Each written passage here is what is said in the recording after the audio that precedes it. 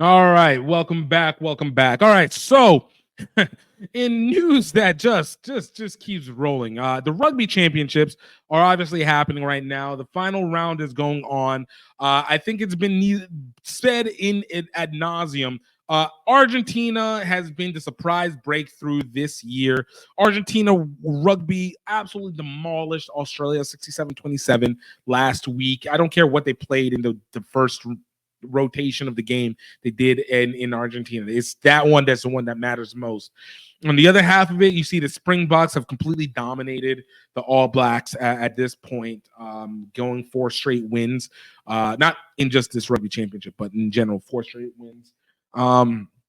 So these rugby championships, for the first time, is coming down to the Springboks and Argentina, and it is anybody's game. Obviously, Springboks are going to be really bringing it. It's going to be played out in South Africa as well, but the Springboks don't seem to be playing.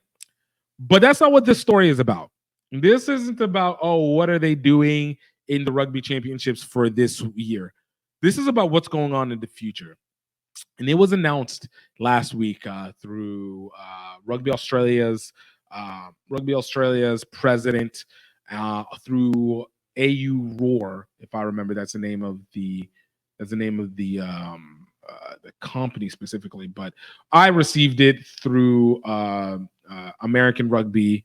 But essentially, Rugby Australia CEO Phil Waugh is his name, announced that the Springboks and the All Blacks will not be playing in the Rugby Championships in 2026, 2028, and 2030. And what does that mean? It essentially is a renegotiating of what the competitions are going to be. And it looks like they are trying to create for themselves a bit of a better financial situation to allow the two teams to be able to expand more. This article is long. Again, you can find it at theroar.com .au. I actually ended up having to use Chat GPT to kind of separate out some of the major talking points on this, because there's so much information to glean from this, and just the fact that this historic competition rivalry that started off with the Tri-Nations, obviously Australia, South Africa, and New Zealand, and then expanded to Argentina, has been massive in a lot of context, been absolutely massive. So basically what they're trying to do now is change this into more of a tour-based system. All right.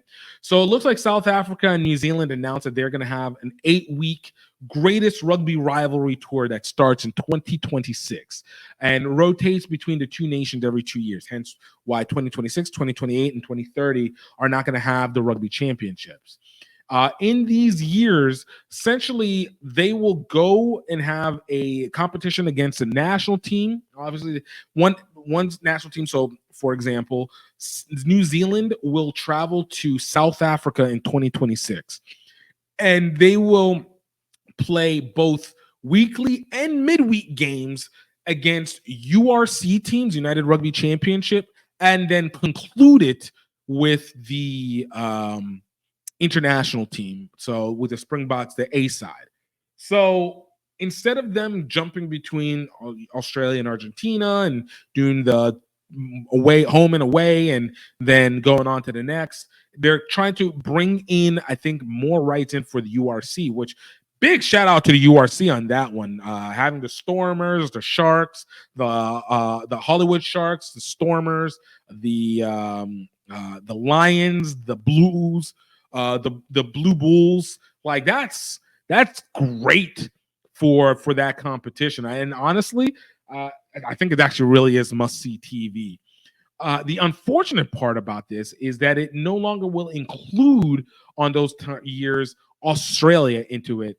Though they did say that Australia want to focus in on the Bledsoe Cup a little bit, which is Australia versus New Zealand, and doing that. So there might be still an intent to do that. bring them in. But again, we'll know what I started off with this. Argentina blew out Australia. Argentina is finally making headways into this and finding themselves in this competition as contenders and not just whipping boys for them, as they have been for basically the last 10 years. But of course, this is a moment whenever they want to start to switch it out.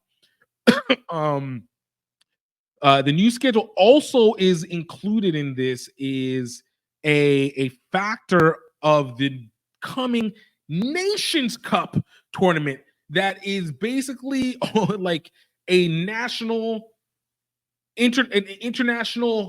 competition that World Rugby is now put in between the Rugby World Cup years to continue to build competition. This is where the Pacific Nations Cup comes in. This is where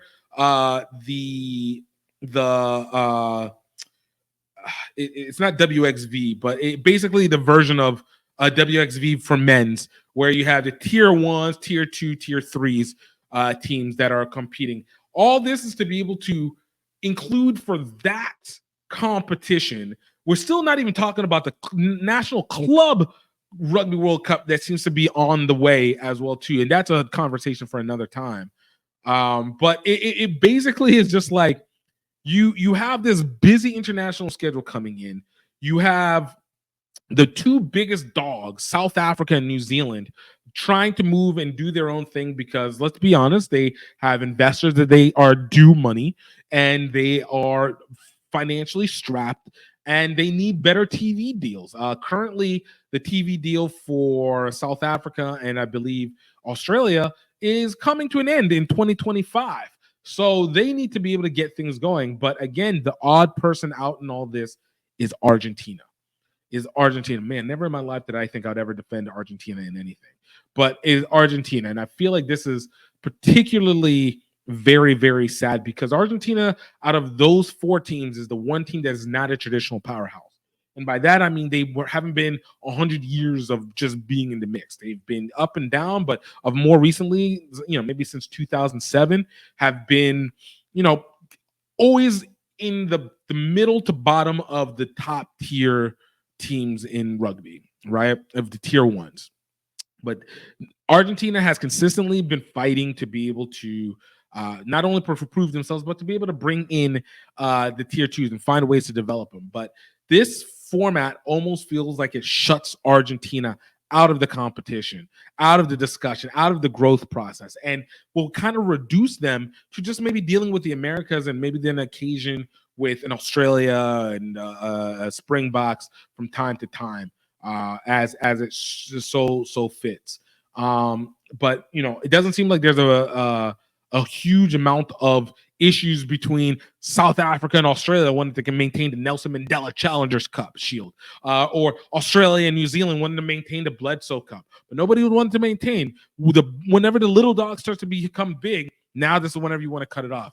And this is where it goes to what we're dealing with over with Dallas and all these stupid business decisions that keep popping up along the way because you start to see a little bit of a shift from what has been the traditional powers from these tiny countries that barely make any money, but now have an opportunity to find a way to make big money at the cost and expense of the grander money that they could really be making if everybody starts to get better.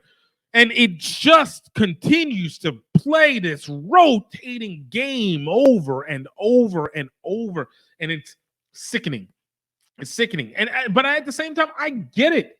I get the need to be able to have a variation. I get the need to change up the games. You got to shake it up. I truly am a believer in that. I do believe that they need to shake it up very consistently, but I don't believe you should be shaking it up at the expense of teams that are capable of not only bringing you more revenue, because really the teams that are worse in rugby tend to have better and bigger populations. Now, obviously, the U.S. being one of the primary ones, China getting into, nobody's talking about how much they're trying to work to get India involved and get that, 2 billion people on board, and China with their 1.9, 2.1 billion, India and China fight back and forth for whoever wants to have the most land space occupied by people. But you're not helping. And Argentina, even though it's a small population area, is a major contender and holder, key holder for South America, which is a huge population hold overall. And Argentina has actively tried to make sure that they can help build South America, especially with Brazil, with 250 million people that live in Brazil, trying to work with Uruguay, which has seen a rise themselves on their own. Chile, you see a rise themselves, and you have Argentina that is not alone in it, but has been the one that has grown from this farm, particularly this cultivation area in South America. So to cut them off and kind of take away where their biggest competition comes from and their money, and that also leads to the transfer to their growth grassroots game, leads to their professional league like the Dogas and whatnot. Impact of rugby, Super Rugby Americas, which impacts the players that they've sent overseas that come back to be able to play for the international squad, that impact the clubs, the individual members that go for the clubs in the region and the academy. These are all an ecosystem, and you're kind of messing it up on being able to rise it where this helps your overall vision. But for me, what do I know? We just continue to watch the consistent collapse of these elements. And yes, I get it that they still are having the Rugby Championships in 2027, in 2029, and obviously they're going to have it in 2025. But like, you're still talking about a situation where you're still isolating people out.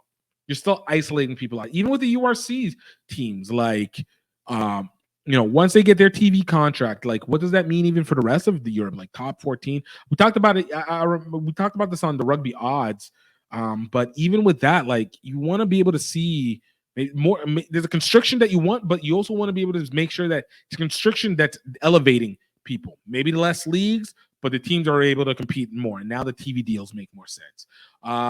Maybe you might disassociate from the Rugby Championships as you know it, but let there be greater investment in that population base to be able to, in that South America, Central America, North America, Caribbean area, where you have a massive population on grassroots rugby and developing the system to be able to create dependency on product development and being able to work on these partnerships that can help elevate the cost, elevate the value of the team so that they are able to sustain themselves better. Even with this, and while they are not directly impacted, how does it impact like Super Rugby, which in New Zealand is completely now separated from the international team? They're not in good terms. Whatever that the fracture that they had a couple months back is very, very real. That impacts the South Pacific teams, Fiji, Samoa, Tonga. That's the Pacific Nations Cup, people. That affects what goes on to the Nations Cup, which affects what happens with the Rugby World Cup. Like, this is all connected, and nobody's treating it like branches. They're treating it like individual sticks that are trying to be able to find themselves. And this is a massive network that is just being poorly utilized and counterpoint. I look again. I just said I'm for change. I do want the Rugby Championships to change up a little bit because I think it can get dry. And yes, South Africa and New Zealand are the best competitions, but don't leave out Argentina. Argentina is a bright spot for what you need overall. It's what you need. It's more so than the U.S. is at this point. So let me know what you guys think on this one. What do you feel on this story? Like, do you feel like this is a situation where it is viable? I know they talk about even here, like doing neutral games over in the US or in Twickenham Stadium or Allianz Twickenham Stadium in England. But again, is that enough? Is that where you go? Like, this shouldn't be a Murga kind of situation. Make rugby great again by rolling back what has been progressed forward. But I mean, you need to be able to solve this one and without isolating out Argentina. Ladies and gentlemen, welcome. We're taking dumplings to a new level.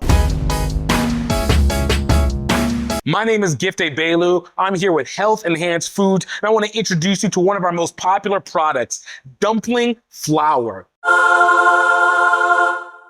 What makes our dumpling flour so popular is that it is a mix of unrefined super flours that create the maximum level of nourishment for your personal dumplings. This is including mixes like buckwheat, sunflower, flax seeds, everything that helps to be able to make your appetite stronger, more fulfilled, and healthier. Including within that, we have no added sugars, so we want to make sure that it is rich in protein, rich in fiber, and rich in vitamins and minerals. Our dumpling flour is diabetic friendly, high in quality gluten-free mixes with no rice. And if you know, you know. There's always a little bit of rice to be able to stabilize it, not here in our dumpling flour.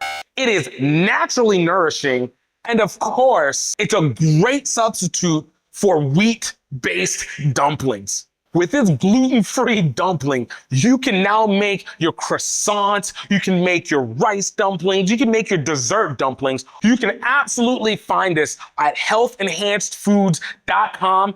Go ahead, get yourself a bag, get yourself a pallet, and make sure that you can fulfill for your people and yourself the way that you really deserve it. Don't wait, let's go.